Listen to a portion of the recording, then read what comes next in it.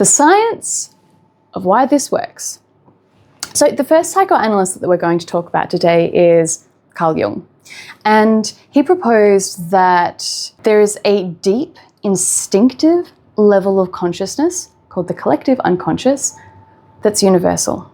Our consciousness, the cultures we live in, the time that we live in, this is sort of splashing around on the surface, but underneath there is this shared layer, this deep ocean layer. And within this deep layer, there are certain creatures that are swimming around that are common for the entirety of humanity, and those are the archetypes. Now, these archetypes show up in stories that have been told and myths that have been told cross culture, cross the eons. Think our typical hero's journey. The reason why these stories show up across the time, across the globe, in this collective unconsciousness is because it's the way that we process things. It's the way that we grow. It's the way that we view challenges and move through them. Do you see why this is so powerful? Because there is this deep, instinctive layer of human consciousness that's been proven to have been connected in this way by the myths that have been recorded across the eons, and we can tap into that. And when you tap into that, when you're telling a story in a way that the human psyche already wants to respond and move through things, it just makes it so much easier. You're speaking its language.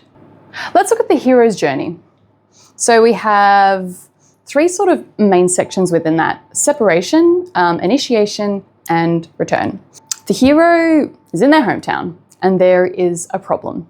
There is a problem with the world, and there is also a problem with the hero. Then we have initiation, leaves the town, goes through a bunch of different trials. In fantasy, that's dragons.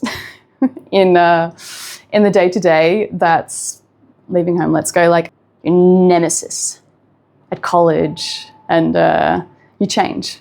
Essentially, you change, and you change in a way internally. That means that you can face your universal problems and then return successful and vanquish the demons.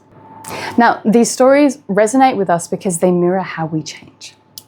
Readers recognize them instinctively, and once you start getting to the habit of putting your thoughts down onto the page, your thoughts will also mirror these processes. But if I map them out for you, then it's like sliding on a pair of shoes that have already been worn in instead of having to wear them in yourself. You're still, using them the same way, except one comes with blisters.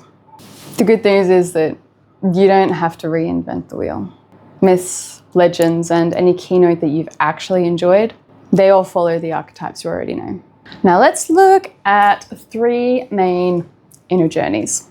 Now, I talk about Carl Jung a lot because I'm obsessed with the work that he's done. I think it's fantastic. But the thing is, he was a psychoanalyst, not a storyteller. I've studied his works, and I've studied the works of a few other people, and I've extrapolated what's relevant to authors, what's relevant to you. I mean, come on, it's a literal blueprint of the human psyche. It's too good an opportunity to pass up. But you're not going to find what I'm about to tell you if you just Google archetypes. What you'll probably get is a list of character archetypes or an essay on individuation. Now, I dive into character archetypes in depth in my course, but this is just an intro to story psychology. There isn't the time and space for it here. And here is an overview of three of the main journeys that you or your hero can take.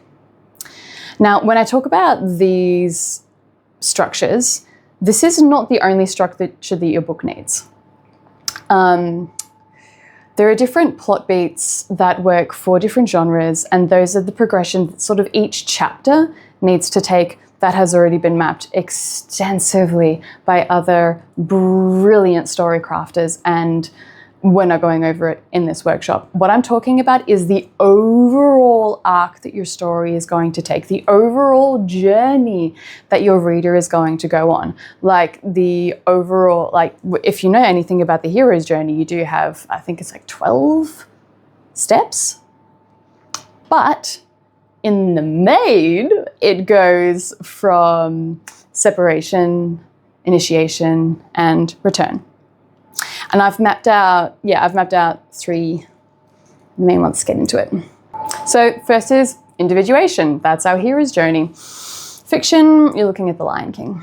Non-fiction, you're looking at leaving current situation with a big problem that you have, bunch of tests, and then you return victorious.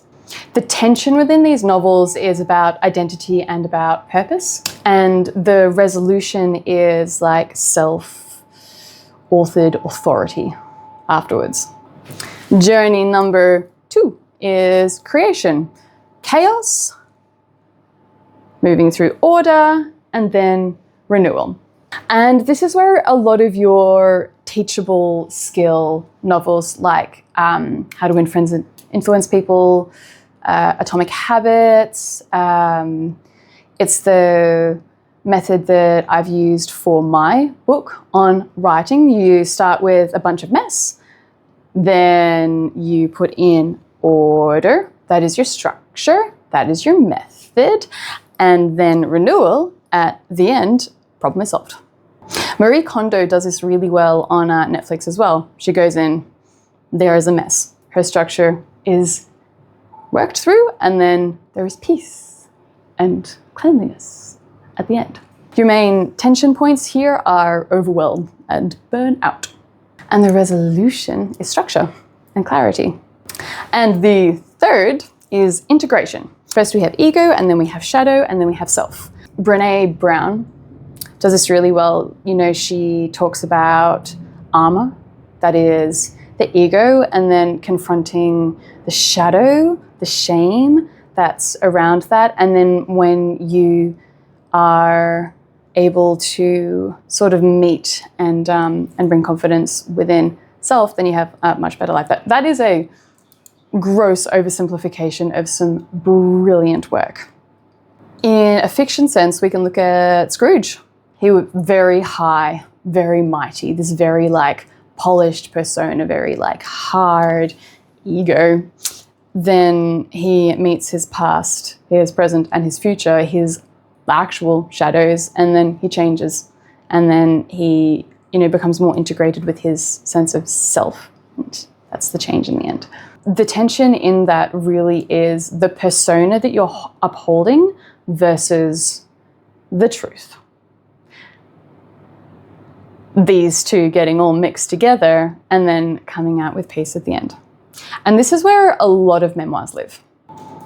And then we have our 3 overarching journeys of individuation and creation and integration. But what about the pictures? I can't remember if I've talked about George Lakoff yet, but he is a psycholinguist that has written some phenomenal books on framing and metaphor and the way that we process words and pictures and language. A lot of what I'm about to talk about comes from metaphors we live by, and don't think of the elephant. It is dense, but it is gold. Once again, he's not writing about stories, he's writing about science, but I'm extrapolating for you. So you get the goss here. Goss? So you get the goods here. So it's from his work that we know when we listen to story and picture story, it lights up the part of the brain that's the doing. Now let's go to tie this in with Jung. Jung said that the unconscious speaks in pictures. We dream in images because the primal part of the brain understands visuals, not words.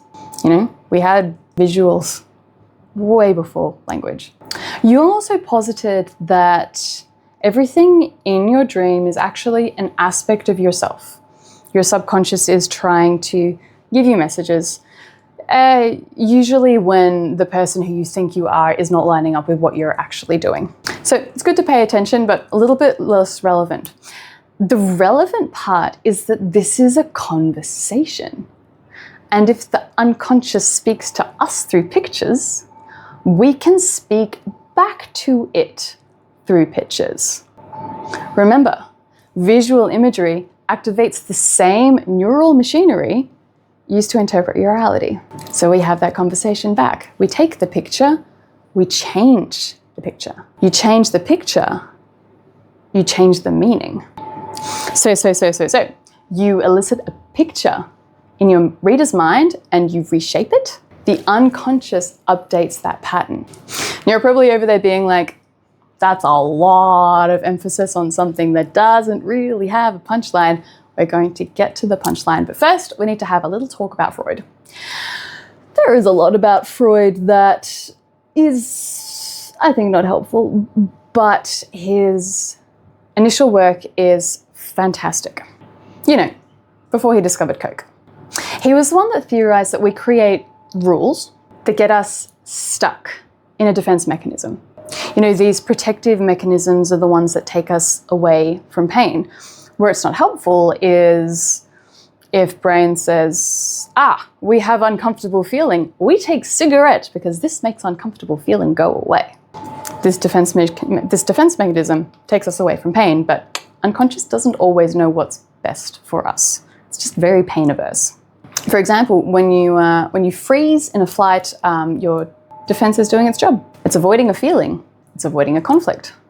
You know, if your boss or somebody yells at you and you then go out drinking to avoid the feeling, you're avoiding your internal conflict. And there will always be a phrase or a feeling that's attached to this discomfort. Those are our limiting beliefs. So when you were at your worst, what was the conversation that you were having with yourself? What was the limiting beliefs that you were telling yourself? And the more honest you are, the better your book is going to be, because you may be unique, but your problems are universal. Your limiting beliefs are also universal. Your shame is also universal. And whatever subroutine your brain latched onto in the name of protection and has been sabotaging you ever since will be throttling somebody else's efforts as well. You name it, you take its power away. The thing is that nobody picks up a book to read about you. They pick up your books so that they can learn how to move through problems like you, or to experience the life that you've had. But that's not about you. That is about them. And in part 3, I'm going to tie all of these things together.